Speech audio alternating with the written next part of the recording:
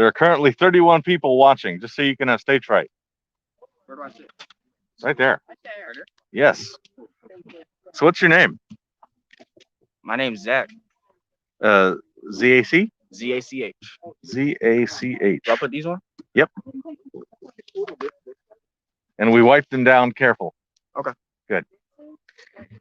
All right. Welcome, Zach. How's your walking day? It's been pleasant.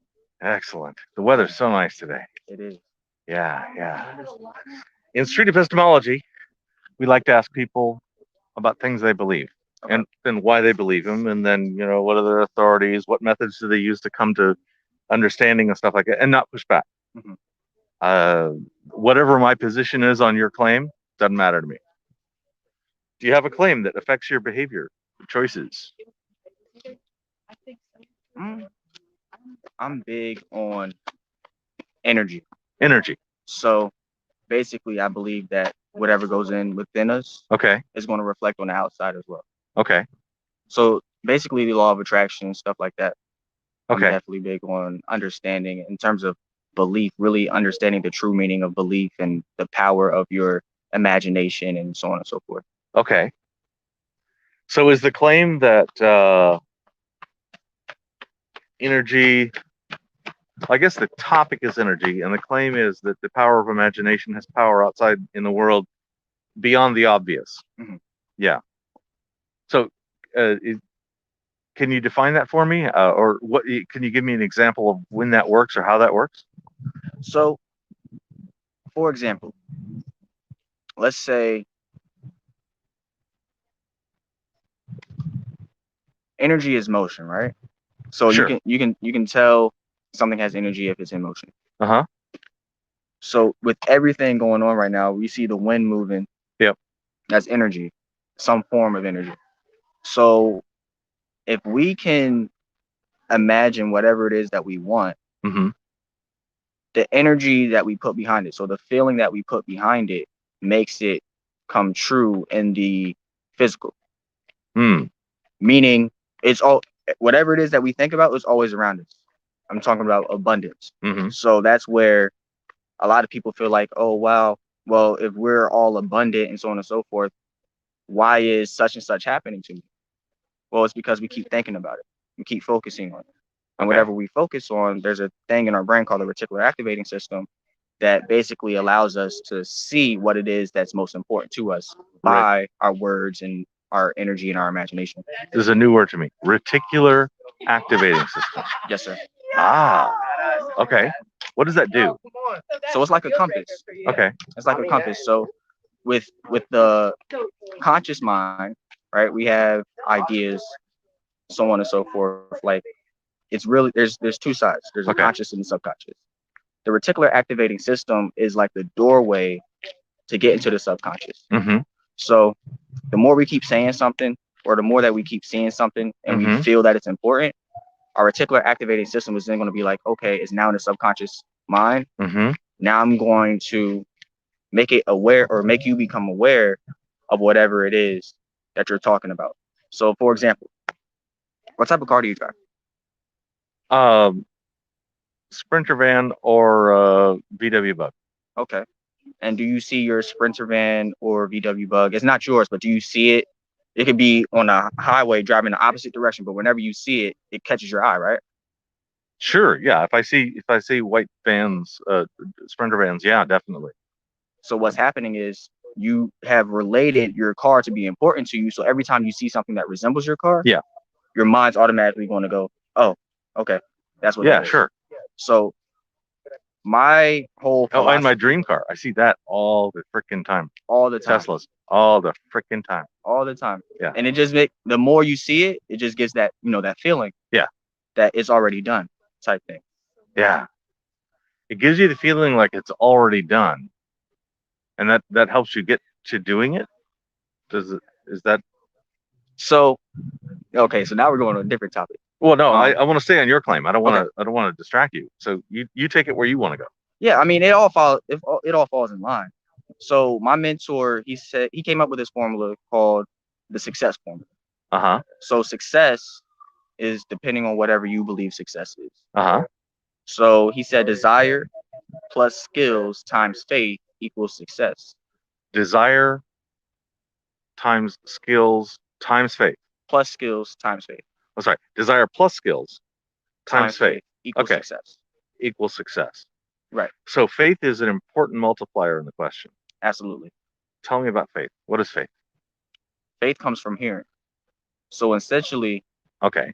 faith is believing the unknown. Yeah. Not because that you see it, but because you believe what you heard. Yeah. So essentially, when most people talk about faith, they talk about believing in things that they can't see. Well, yeah, they believe in things that they can't see because they believe it as they're hearing it first. And where do they hear it from? You got to hear it from yourself. Because when we're talking to ourselves, the most important conversation that we will ever have is the conversation with ourselves. Okay. So essentially, the most important type of faith that you need to have is faith in yourself or self-confidence. Okay. So the more that you keep hearing yourself say whatever it is that you're going to say. So things I hear from myself lead to faith. Essentially, yes. Okay. So that'd be like maybe daily I'm going to stand up and say, whether I think so in the moment or not, I am powerful and I am not scared to go out in the world and talk to people. Absolutely. If I said that all the time, I would come to believe that, and that would be faith. Absolutely. Okay. Absolutely. All right. So yeah, desire plus skills times faith equals success. So the starting factor is that desire. Yeah. So the desire comes from just putting yourselves in environments like this. Like this is my second time in LA. We're in where are we at? Canyon. This is called Runyon Canyon. Runyon Canyon. Walking park. I think dog park right there. Right. Right. So up this hill up here, I just saw multi-million-dollar houses. Oh yeah, beautiful sights. It's very beautiful, and it just broadened my horizon. Like, okay, I don't have to live in this type of house. I can have this type of house if I desire. Yeah. But I wouldn't really understand that until I actually experienced it. So now that I experienced it, now what's happening is, okay, I got to focus on it if that's really a desire. Okay. Right. So how you build your desire is very important. It comes from your environment. So you were talking about faith, and there was the faith was hearing from yourself. From yourself. Is hearing it from other people also important in the question? Very important. Okay, then I have a question from the audience. How do we learn about things that we only hear from other people? If we only heard it from them, should that generate faith? It would start faith. I would say that it would start faith. Okay. If you only heard it from other people. But what's happening is I need a reset. Sorry. And what do I reset? Do I reset? Video pro and audio. Okay. So I'm not sure. Okay. Sorry, I'm going to close this for a moment. Yes, that is all locked up, frozen, won't talk to me at all.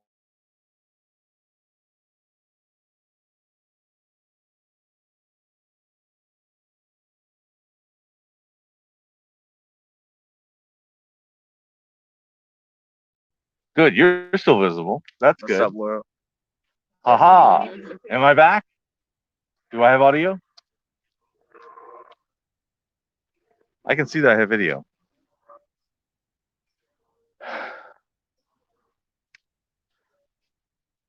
Okay, apparently we are back. We're back. Where were we? We were talking about someone asked a question. Yeah, someone asked the question, how do we learn about things that we only hear from other people? How do we learn about things that we only hear from other people? If we only hear about from somebody else, should that generate faith? Actually, yes, it does. Okay. It does. But where most people get stuck at is their faith or their belief system is only determined by what other people say. You see, I heard from Bob Proctor. I'm not sure if anybody out there knows who Bob Proctor is. Doesn't sound familiar to me. Okay, but if you don't know who Bob Proctor is, definitely tap into him. I forgot who he quoted, but he was like, in order to be free, I must truly be me. Okay. See, a lot of us are operating out of programs or paradigms, he likes to call it, off of what somebody else has basically designed. So Okay. from birth until about 7 years old, that's where we're really being conditioned or Yes. programmed with everything. So what our parents ate, if they didn't like carrots and they didn't feed it to you, then more than likely you're not going to like carrots. Yeah. Right. Whatever they believe about themselves, if they believe themselves to be abundant and that money is all around us, then you'll have that same mindset around money. But a lot of people don't. A lot of things that my mom found disgusting, I found disgusting until I reevaluated it myself, and then I didn't. Exactly. Yeah. So a lot of people are going throughout life based off of what somebody else believed. And how did they come about that? Because somebody else believed in that. Yeah. Somebody else believed in that. And somebody else believed in that. So it's just a never ending cycle. And he said you will never be free until you're truly yourself. So you got to study yourself. You got to, do I like this? Let me try. Okay. So it's essentially like that. So and when the type of faith that I'm talking about, the faith that I created. Yeah. Like I see myself doing something. Do I believe in that? Yeah. I have to create that myself. Okay. So I've got desire, plus skill. So I could have a small amount of desire, but a lot of skill, or I could have a lot of desire and only a little skill.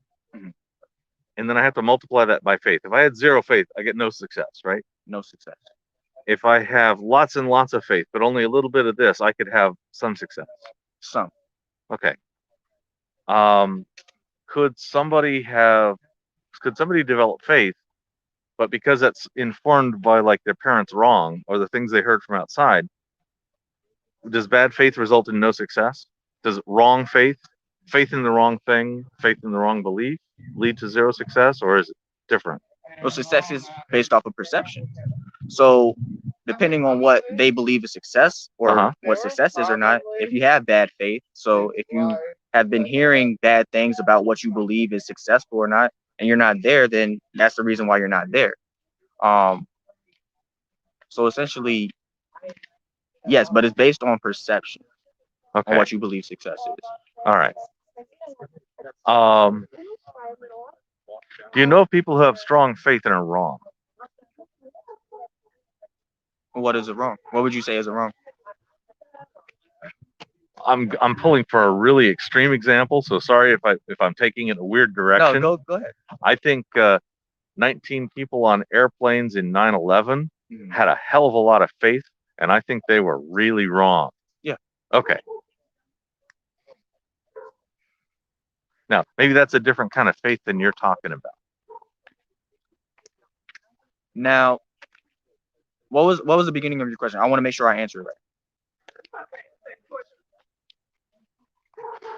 I'm looking at if somebody can end up having a faith, and because that faith is misinformed, could they end up being wrong and make their success null and void, make themselves no success, or just a success that doesn't mean anything? Wow, I'm successful at bowling, but I wasn't even trying to play bowling or something. I'm successful in the wrong thing to the point where the success doesn't help at all. Right. Yeah, whatever you believe in is gonna show on the physical. Okay. Right. So whatever you believe in, it doesn't have to be money or house or whatever. Me personally, I feel like that's artificial success. Okay. The real success people should really focus on, maybe this is just my opinion. Yeah. Is loving, hitting that pinnacle level of really understanding the type of energy you need in order to actually get off of this earth. Which is love, gratitude, not seeing, differences, but seeing everybody as one. Yeah. That's just what I believe in. But to answer your question, yes, like whatever it is that you believe in is going to show up in the physical. Yeah. So whether it's what someone might perceive as bad, well, that person believed in it, so it's going to happen. We just can't let it affect us. Okay. So I've got this formula that you gave me. I've got desire, skill added together, multiplied by faith results in success. And here I have a confidence meter. If that formula has almost no predictive power. power, and this would be that formula is so predictive that it's like a physics test.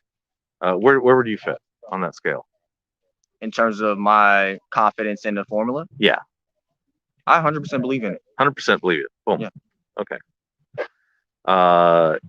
Do you think that the formula is, when I look at something like a 100% formula, for me, it's like if I drop something, it's going to accelerate at the ground at 9.81 meters per second, something like that.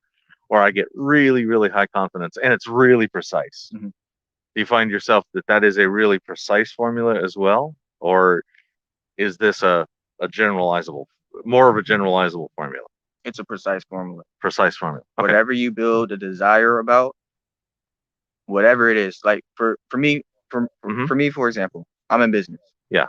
So if I desire to make $100,000 a Yeah. year or $100,000 a month, Okay. it's going to take a certain amount of skill in order to get there. Yeah. It's going to take a certain amount of belief or faith. Now, Okay. when it happens, I have no idea. That's out of our control, but it's going to happen. It's okay. The win is out of your control.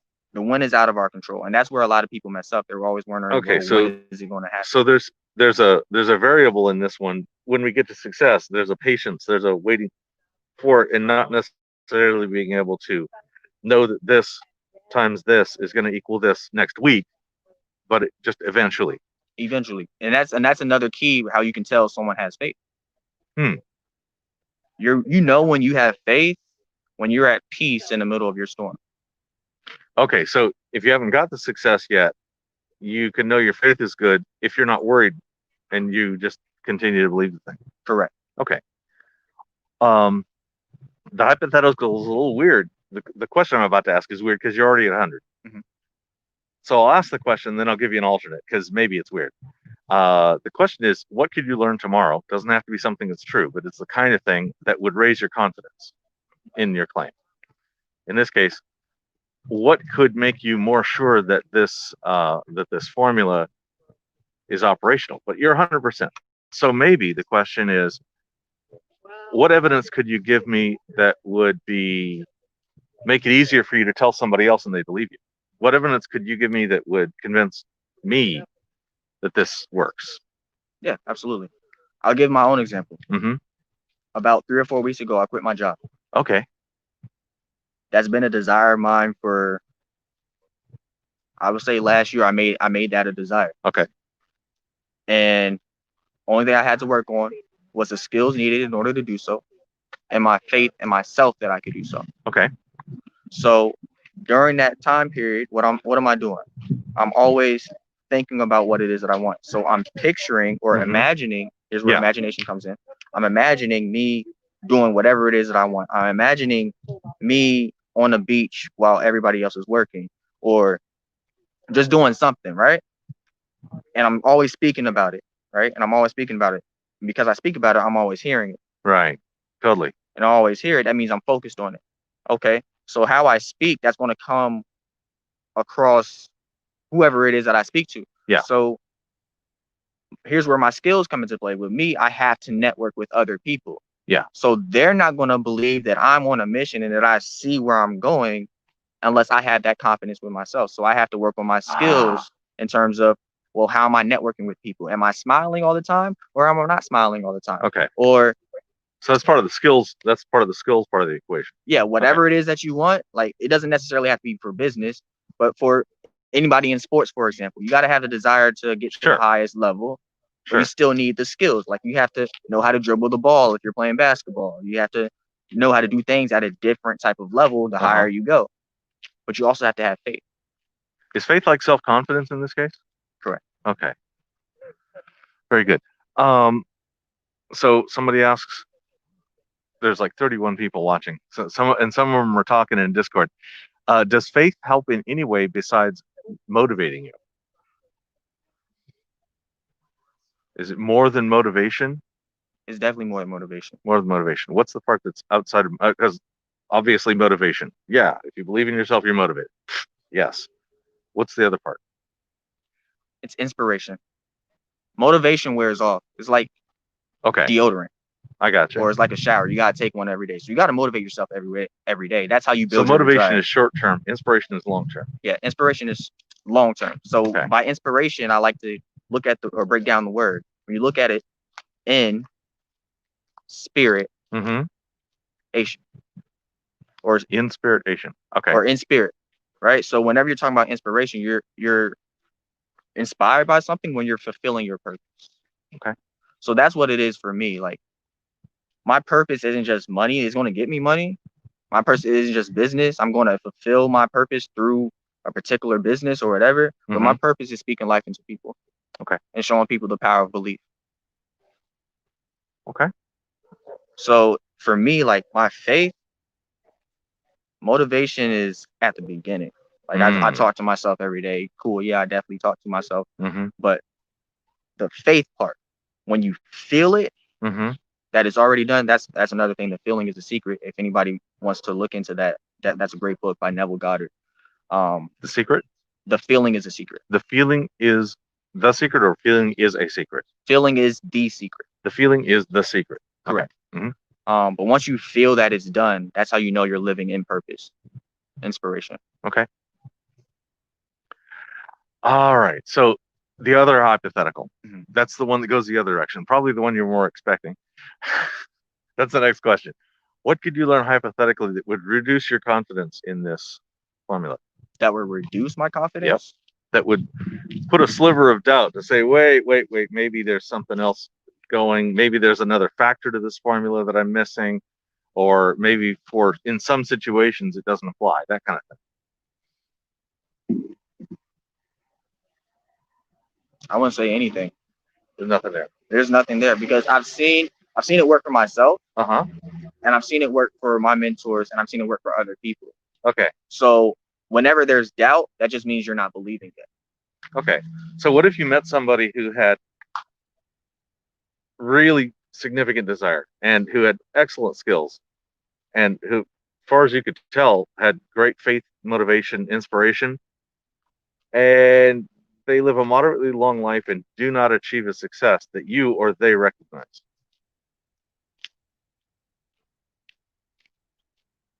I would ask them, what do they really want? They died. I said they, in their whole life, they got to the end of their life and you're at their funeral and you're going, damn, that didn't work out. I don't know. It depends on what they believe success is. Okay. So it's like no one can really measure your potential.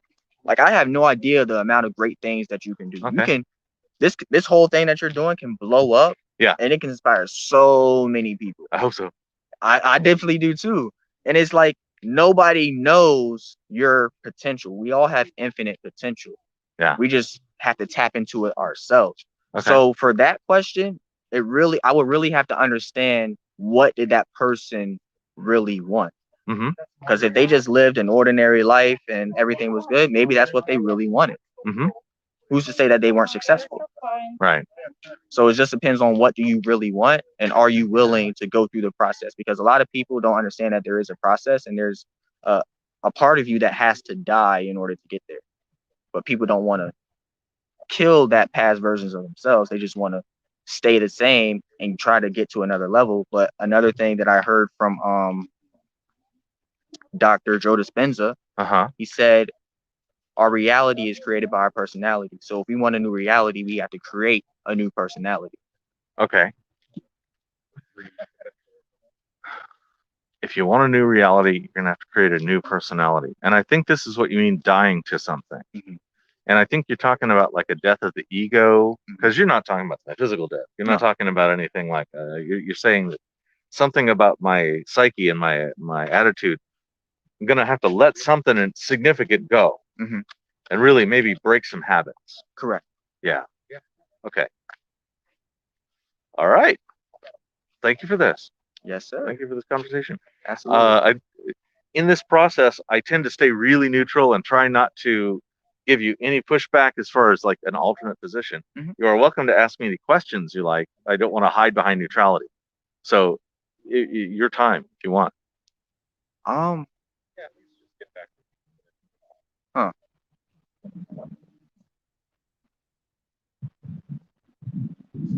Knowing what you know now. Yeah. With everything throughout life. Yeah. What would you do differently than you did when you first started? Oh, so this is like the question of what advice would I give my younger self? That kind of thing? Possibly. Or just knowing what you know now throughout everything. Yeah. What would you do differently when you first started understanding about life? Okay, so these would be choices I made back then. Way Right. back then. Okay, the number one thing I would want to tell myself was about Dunning-Kruger. People have asked me this question before, and my answer keeps coming up. I had serious Dunning-Kruger problems where I was so overcertain. I was so sure I was right about things. The thing is, I was a computer programmer, and kind of smart in narrow ways, deeply smart in a narrow topic kind of idea. And I really assumed that my smartness would apply elsewhere. And I was so fucking wrong so much at the time. It would have really, really helped if I could have convinced myself back at the time, wait, you're only smart in this narrow area. If you're not talking about this, assume you're wrong. Assume you're wrong till you know better. That would have been the advice I give myself. The Dunning-Kruger effect. Yeah. Yeah, I was in 90% of my life, I was talking for Mount Stupid out there on that Dunning-Kruger graph. And these days, I'm a little smarter in a few other things, but I'm a lot more willing to believe that I'm on Mount Stupid.